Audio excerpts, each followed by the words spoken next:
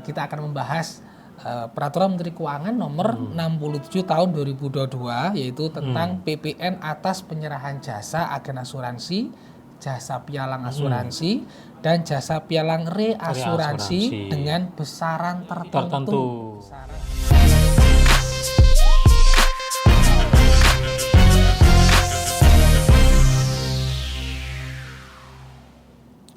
Assalamualaikum warahmatullahi wabarakatuh. Waalaikumsalam warahmatullahi wabarakatuh. Baik, selamat pagi kawan-kawan pajak semua.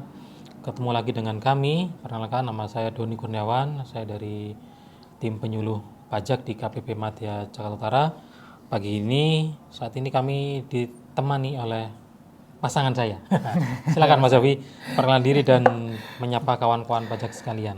Baik kawan pajak sekalian, perkenalkan nama saya Yofi Fardian. Kami adalah penyuluh pajak di KPP Madya Jakarta Utara. Nah, hari ini kita akan membahas seri PPN lagi, Mas Doni. Iya, PPN lagi.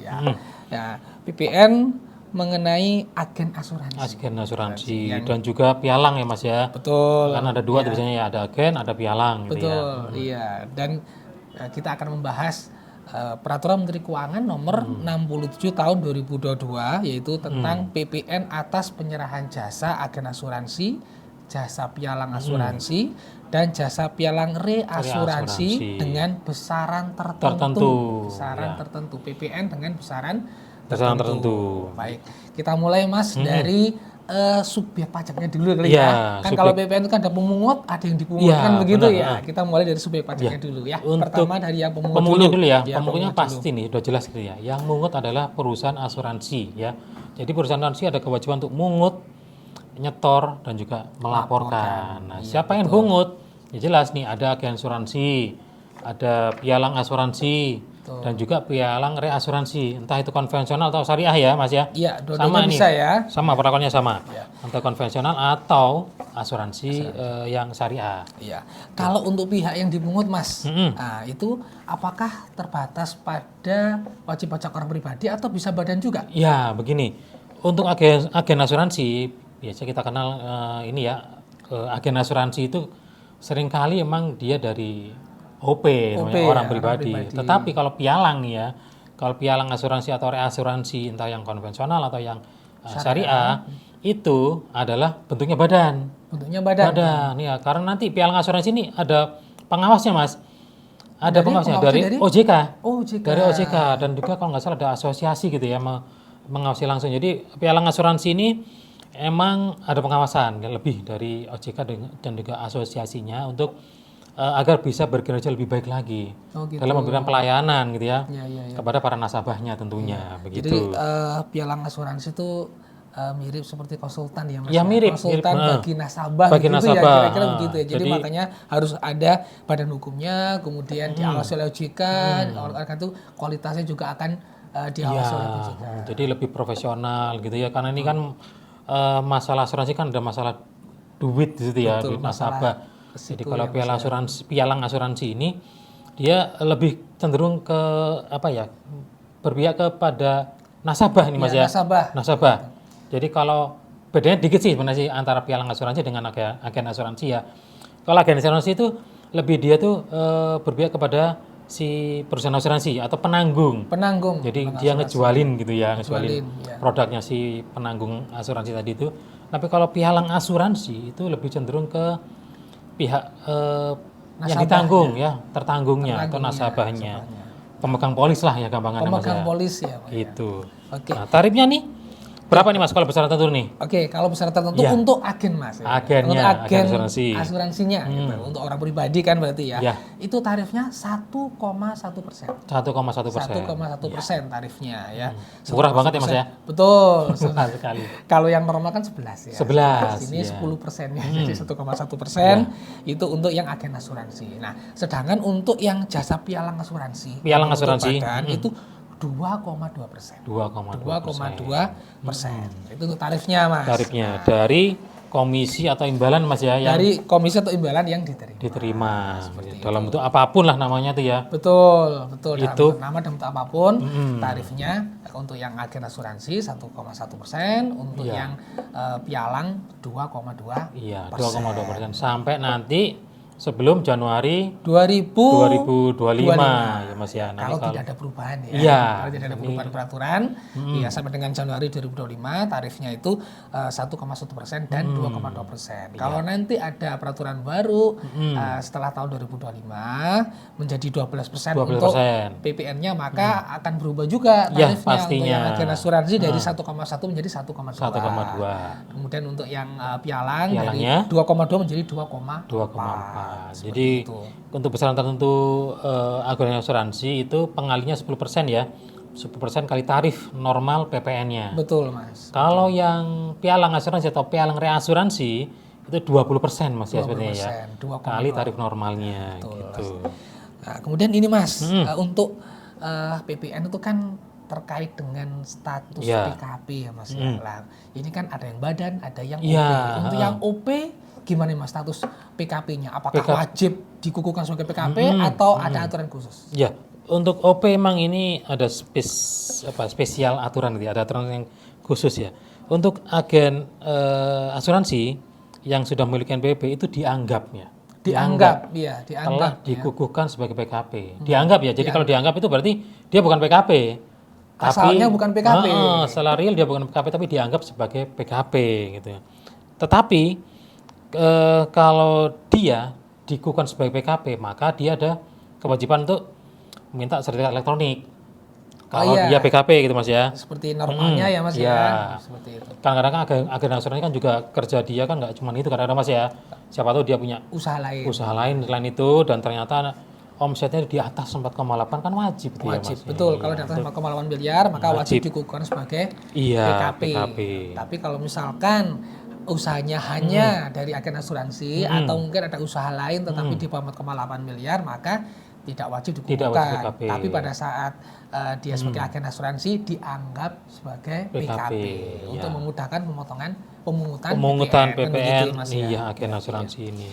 Baik, selanjutnya kita ke dokumen Mas. Dokumennya ini penting ya kan? juga ini. Ya, kalau mengut PPN kan mesti ada dokumennya. Harus ada dokumennya. Itu faktur pajak kan gitu ya, faktur pajak. Nah, kira-kira untuk yang agen asuransi dan pialang ini faktur pajaknya berupa apa? Ya, ini benar.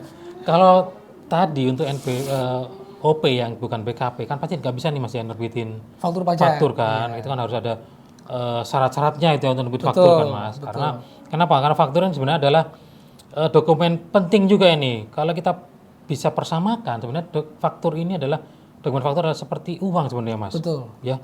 Ada uang berada di situ yang emang nggak kelihatan sih uangnya tapi bisa itu dianggap sebagai uang karena ada PKPM gitu ya. Contohnya kalau ada PM gitu ya. Ada PK 100, ada PM-nya 75 gitu ya. Kan nggak perlu bayar 100. Betul. Cuma bayar 25 gitu kan ya. Nah, jadi kayak semacam ada dibersama dengan uang. Nah, untuk di kasus yang agen asuransi ini itu PPN-nya itu atau fakturnya itu diberi kemudahan Mas. Ada kemudahan-kemudahan nih.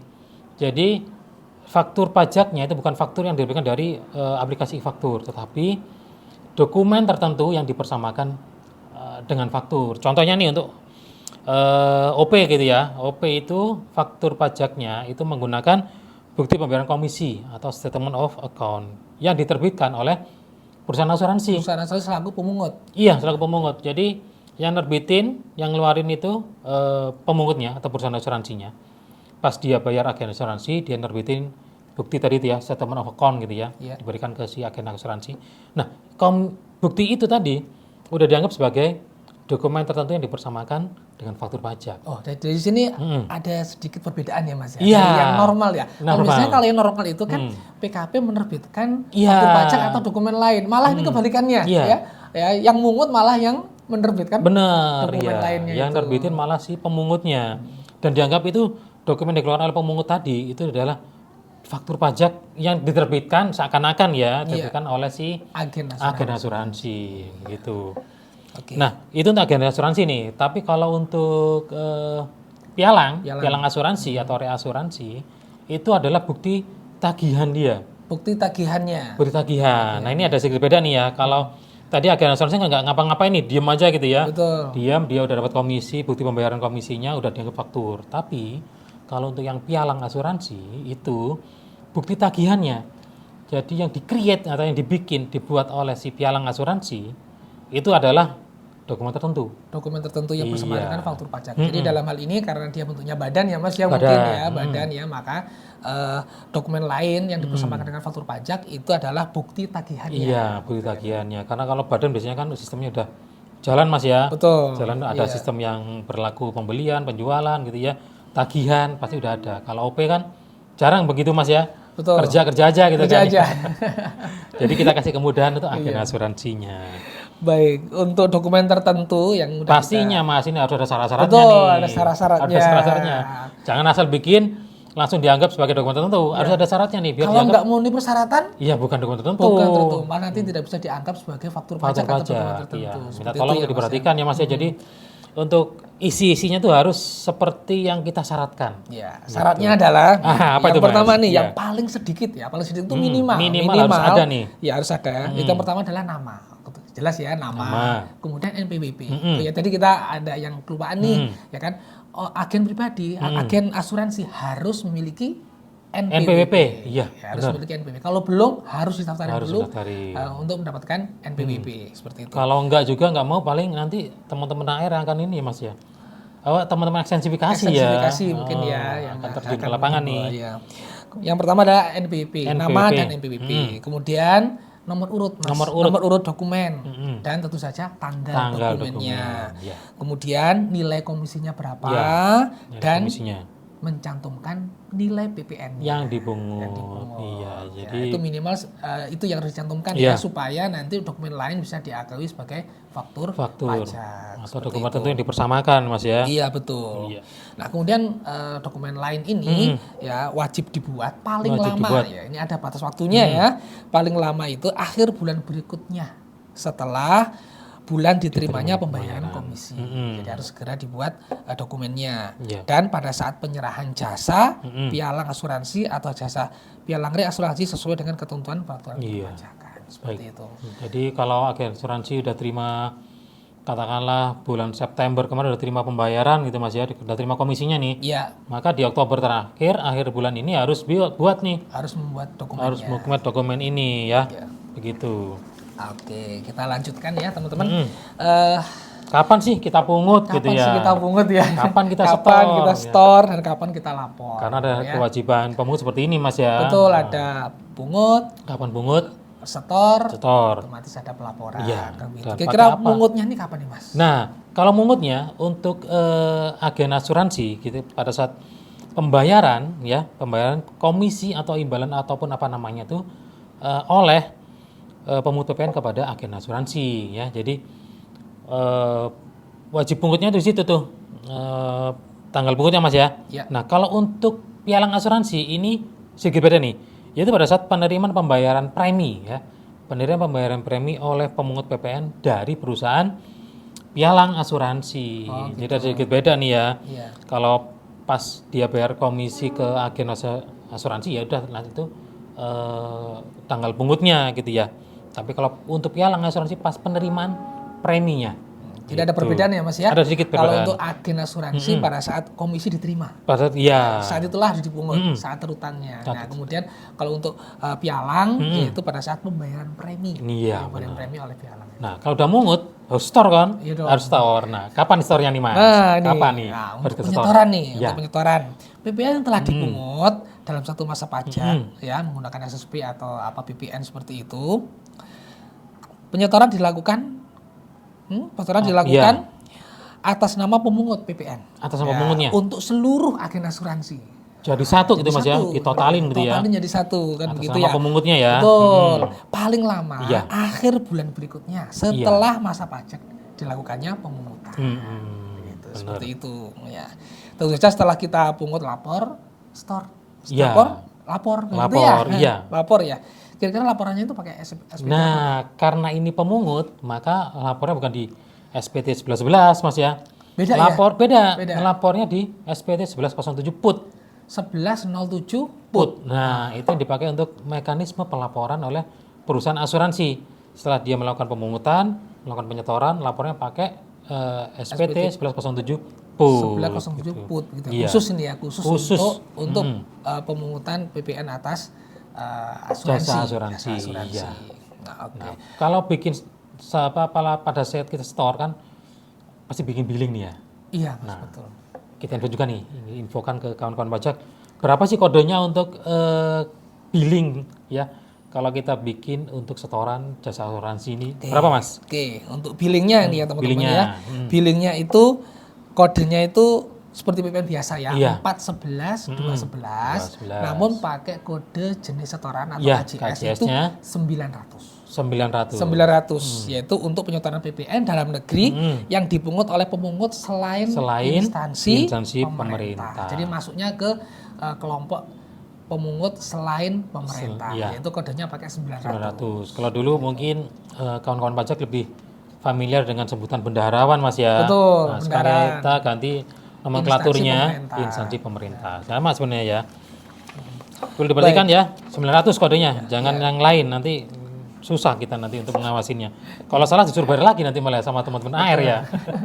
Gitu. Kita lanjutkan Mas ya. Nah, sekarang kan kita lanjutkan ke pelaporan. Pelaporan ya. Pelaporan Ini SPT nih ya. untuk Pelaporan agen asuransi dan pialangnya. Pialangnya, Tadi yang kan kita ngomong pemungutnya si perusahaan asuransinya. Sekarang pelaporan untuk agen asuransi yang dan menggunakan jasanya pialang tadi ya. asuransi. Ya. Kan begitu ya. Benar. Kita mulai dari yang agen asuransi Agen nih Mas. asuransi dulu. Nah, ini berarti orang pribadi ya? Orang pribadi. Ya, orang pribadi. Nah, untuk yang agen asuransi itu apabila agen asuransi itu memperoleh penghasilan satu-satunya dari jasa agen asuransi, maka pembayaran yang telah dipungut ya, dan dilaporkan oleh pemungut PPN yaitu perusahaan asuransi dianggap telah dilaporkan oleh agen asuransi. Iya, dan sudah melaporkan SPT PPN, gitu ya Mas ya. betul. Jadi setelah menerima bukti pembayaran komisi tadi itu atau imbalan gitu ya. Jadi udah dianggap nih itu lapor.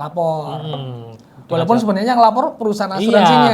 Ini ada udah kemudahan ya dianggap, sebenarnya iya, ya, kemudahan untuk orang pribadi ya. Jadi agen asuransi. dipungut oleh perusahaan asuransi, disetorkan dan dilaporkan, maka laporan tersebut dianggap juga sebagai pelaporan dari agen asuransi oleh agen asuransinya itu. Ya, jadi perlu diingat ya untuk seperti agen asuransi yang dia bukan PKP Mas ya. Iya. Kegiatan dia cuman dari agen asuransi ataupun mungkin dia punya si agen asuransi dia punya kegiatan lain di luar agen asuransi, tetapi nilainya masih Di bawah 4,8 miliar. Iya, atau di bawah batasan pengusaha kecil Mas ya. Betul. Nah, seperti ini mekanismenya, simpel banget. Sederhana ya. Gampang banget. Iya. Tinggal duduk aja udah dianggap lapor gitu ya. Betul. Padahal yang ngelaporin perusahaan asuransinya. Perusahaan asuransinya. Iya. Baik, berikutnya untuk yang agen asuransi yang pialang. Agen asuransi yang Pialang asuransi. Ini yang ini Mas, yang tadi kan batasannya masih di bawah batasan pengusaha kecil gitu ya. Nah, sekarang yang di atas. Oh iya. Nah, gimana nih kalau agennya. dia ternyata agen asuransinya dia punya usaha lain nih, ternyata di atas 4,8. Wajib tuh kan PKP. Oh gitu, ada penghasilan lain maksudnya Iya, gitu ada ya. penghasilan lain. Gitu. Selain jadi agen asuransi ternyata mungkin buka salon begitu Buka ya. salon, Gitu atau buka jualan bengkel, apa gitu gitu lah jualan ya. apa gitu ya. Kalau dia ternyata omsetnya di atas 4,8 4,8 miliar, maka wajib dikukuhkan sebagai PKP. Pelaporannya gimana Mas? Tadi Nah, kan udah nih, iya. yang agen tadi kan udah tuh, yang nggak punya penghasilan lain dilaporin oleh perusahaan asuransi. Perusahaan asuransinya. Ya, kalau ternyata dia punya penghasilan lain gimana perlakuannya ini? Kalau untuk agen asuransi yang ternyata dia PKP gitu ya, PKP-nya karena mungkin dia punya usaha selain agen asuransi, ada usaha atau jasa lain gitu ya, atau jualan barang yang lain, ternyata omsetnya di atas 4,8, wajib PKP dia kan. Nah, ini ada kewajiban pelaporan menggunakan SPT 1111 Mas. Oh, SPT normal. SPT normal ya, jadi nanti dilaporkan setiap masanya itu di SPT 1111, begitu Mas. Nah, jadi kan tadi kan punya dua penghasilan nih. Ya. Ya kan, yang pertama dari agen asuransi, yang kedua dari penghasilan lain. Nah, kalau ternyata dia punya penghasilan lain, yang penghasilan dari agen asuransi apakah ikut dilaporkan di SPT 1111? Tetap dilaporkan. Oh, tetap dilaporkan. Tetap dilaporkan. Nanti menggunakan pelaporan dokumen tertentu. Nanti intinya di dokumen lain ya. Dokumen lain. Kalau teman-teman badan pasti udah paham lah faktur ya. Ada menu dokumen lain. Nanti kita entry di situ. Kita pilih dokumennya itu yang pilihannya PPN dipungut oleh pihak lain. PPN yang dipungut Iya. oleh pihak lain. Pihak lain. Nanti kita pilih di situ. Nah, kalau yang selain itu ya penghasilan agen asuransi ya udah normal. 010 pastinya. 010, iya. Normal lah bikin e-faktur biasa seperti itu ya. Oke. Nah, agen asuransi sudah nih. Iya, berikutnya Sekarang ganti pialang ya. pialang, ya. Kalau pialang seperti apa sih pelaporan SPT-nya untuk PPN-nya ya? Kalau untuk pialang asuransi itu sama seperti perusahaan-perusahaan lain. Iya, Mas. Ya pakai SPT PPN 1111 Iya. seperti itu. Sama persis kayak yang tadi agen asuransi yang PKP Mas ya. Betul. Sama betul, persis, sama persis. Ya. Nah, kemudian gimana Mas kalau misalkan nih, misalkan kan terjadi kesalahan pemungutan gitu kan. Ternyata kebanyakan pungut. Iya. Bisa nggak itu direstitusi atau gimana caranya supaya pembayaran jadi benar? Oke, baik. Apabila memang terlanjur gitu ya, ternyata si perusahaan asuransi salah hitung nih. Mungutnya terlalu banyak mungutnya. Terus pas dikoreksi cek, oh iya nih, kebanyakan nih mungutnya nih. ya. Nah, atas kelebihan pemungutan itu bisa nih diajukan BPK Mas. Boleh ya? Boleh, BPK atau mungkin ke PMK 187. PMK 187 itu pengembalian. Oh iya, pengembalian pajak yang pajak yang sebenarnya tidak tidak terutang. terutang. Iya. Tapi dari dua mekanisme itu ada dua perbedaan ya. Kalau PBK mungkin bisa selesai dalam waktu kurang lebih 21 hari Mas ya. 20 hari ya. Ya, kalau PMK 187 itu bisa lebih lama nih. 3 bulan. Iya, 3 bulan. 3 bulan. Jadi kalau emang mau penyelesaian lebih cepat, silakan diarahkan ke PBK saja. PBK aja ya. Iya, gitu. Baik Mas, jadi terkait dengan pelaporan nih, ya kan? Pelaporan tadi kan kan ada mekanisme PK dan PM, pajak masukan, pajak keluaran dan pajak masukan. Kira-kira pajak masukannya itu bisa nggak sih dikreditkan di SPT itu? Seperti yang kemarin-kemarin, besaran tertentu itu memang tidak memperkenankan nih Mas. Adanya PM yang dikreditkan. Jadi pajak masukan diterima tidak bisa dikreditkan.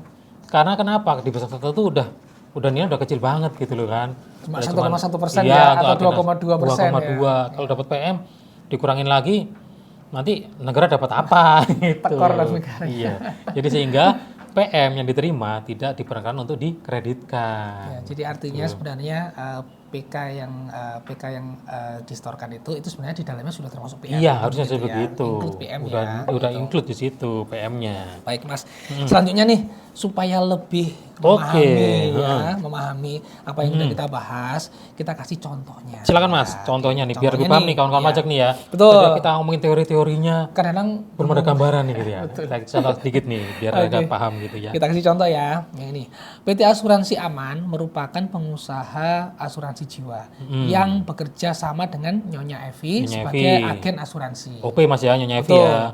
Kemudian pada tanggal 2, tanggal 11, dan tanggal 16 April 2022, PT Asuransi Aman membayarkan komisi agen asuransi dengan menerbitkan bukti pembayaran komisi. Jadi dia mendapatkan komisi 3 kali. 3 kali dalam sebulan itu ya. Betul, tanggal 2, 11, dan tanggal 16. Nah, atas transaksi ini perlakuan PPN-nya seperti apa? Nah, pada saat pembayaran tanggal 2, 11, dan 16 April ini maka atas penyerahan tadi itu wajib dipungut PPN-nya gitu ya. Gimana caranya? Dia dengan tadi menerbitkan bukti pembayaran komisi. Kita itu disetorkan oleh PT Asuransi Aman ya. Disetorkan kapan nyetornya? Tadi karena terjadi kejadiannya di April, maka penyetorannya wajib disetorkan itu akhir bulan berikutnya yaitu 31 Mei 2022 begitu. Gitu ya, Pak. Ini sisi perusahaan asuransinya memungut PPN begitu memungut ya. PPN, iya. Oke, kemudian kita lanjutkan Mas. Ya. Nah, kita lanjutkan. PT Asuransi Aman merupakan perusahaan asuransi jiwa yang bekerja sama yang masih dengan sama tadi Mas ya contohnya ya. Sama nih, tapi bedanya di mana nih ya? Nah, kita baca dulu nih. Pada tanggal 2, 11, dan 16 April 2022, PT Asuransi Aman membayarkan komisi agen asuransi dengan penerbitan bukti komisi. Nah, sama kemudian nih Mas di ya. sini, Iya. di sini bedanya Mas. Nah, apa nih bedanya? sama nih, tapi sini dari sisi agen asuransinya. Oh, agen asuransinya. Jadi Ya. dari sisi Nyonya Evi-nya selaku Evi-nya. agen asuransinya. Bagaimana sih perlakuan pemungutan PPN-nya bagi Nyonya Evi selaku agen asuransinya? Seperti itu bedanya. Ya. Kalau tadi kan pemungutannya tuh Pemungutannya. dari sisi perusahaan Si asuransi. perusahaan Kalau asuransinya. dari yang kedua ini adalah dari Nyonya Evi-nya selaku agen agen asuransinya. asuransi. Seperti apa sih pemungutan PPN-nya? Nah, kalau untuk agen asuransi berarti ini Nyonya Evi ini dianggap sebagai PKP Mas ya? Betul. Tadi yang kan yang PKP. contohnya langsung sebagai PKP, maka sama nih kalau Nyonya Evi itu teman sebagai PKP seperti kita jelaskan di depan tadi, maka ada kewajiban laporan SPT Betul. PPN dengan menggunakan dokumen formulir 1111 SPT 1111 karena mau nggak mau PKP itu harus wajib lapor. Betul. Ya, biarpun dia nggak ada kegiatan atau ada kegiatan wajib lapor tiap bulannya. Betul. Wajib lapor. Termasuk juga Nyonya Evi karena dia udah sebagai PKP contohnya ini di sini. Oke, Ya. Mas. Sekarang yang contoh ketiga nih, yang Iya, yang terakhir. terakhir ya, Mas, Yang ya. terakhir, yaitu ini saya bacakan dulu. Masih sama Mas ya case-nya ya? Sama. Cuma ditambah-tambahin aja nih ya. Iya, betul. Dalam hal Nyonya Evi, selain menyerahkan jasa agen asuransi, Ya. juga menjual tanaman hias dan menyerahkan jasa merangkai bunga yang jumlah peredaran bruto dan atau penerimaan brutonya melebihi batasan pengusaha kecil. Ya, ya. Jadi dikukuhkan sebagai PKP ya, otomatis ya. Ini gimana perlakuannya? Baik. Untuk agen asuransi OP yaitu Bu Evi karena dia PKP dengan syarat-syarat tadi itu ya, maka untuk PPN-nya itu yang wajib dipungut, disetor dan dilaporkan adalah yang kegiatan lain selain agen asuransi gitu Mas ya. Iya. Nah, kalau agen asuransi sudah di handle sama si Perusahaan asuransinya. Tetapi untuk pelaporannya digabungkan jadi satu. Perlakuannya digabungkan. Digabungkan. Caranya gini. Untuk jasa agen asuransi dilaporkan pada kolom penyerahan yang PPN-nya dipungut oleh pemungut PPN. Sedangkan itu yang tadi yang jasa tanaman hias gitu ya, merangkai bunga gitu ya. Itu masuk ke faktur normal, faktur dipungut sendiri. Pakai Ya. kode 01. 01010 ya. 010. Karena dipungut sendiri ya. Jadi untuk pelaporannya sama nih. Normalnya ya tadi maaf yang tanaman hias itu normal, fakturnya normal 010 atau faktur dipungut sendiri, sedangkan itu yang jasa agen asuransi masuknya ke dokumen lain ya. Dokumen Lain entry-nya di situ. Jadi mau nggak mau Nyonya Evi harus minta nih bukti pembayaran tadi itu ya. Bukti pembayaran komisi begitu ya. Iya, harus minta itu ke si perusahaan asuransinya. Nanti dua-duanya dilaporkan di SPT-nya SPT 1111. 11 oleh Bu Evi selaku PKP begitu ya. Benar, begitu Mas. Sebenarnya contoh ini sebenarnya contoh yang terakhir nih Mas ya. Terakhir. Nggak ada lagi nih ya. Baik, para kawan pajak semua, apa yang kita sampaikan sebenarnya sudah semuanya gitu ya di PMK 67 ini tahun 2022 perihal PPN atas penyerahan jasa agen asuransi, pialang asuransi dan juga pialang reasuransi dengan besaran tertentu. Besaran tertentu. Ya. Kami tutup, kami cukupkan sekian. Apabila ada kata-kata kami yang kurang berkenan atau ada kesalahan, setelah ucap dari kami mohon maaf yang sebesar-besarnya. Akhirul kalam, wassalamualaikum warahmatullahi wabarakatuh.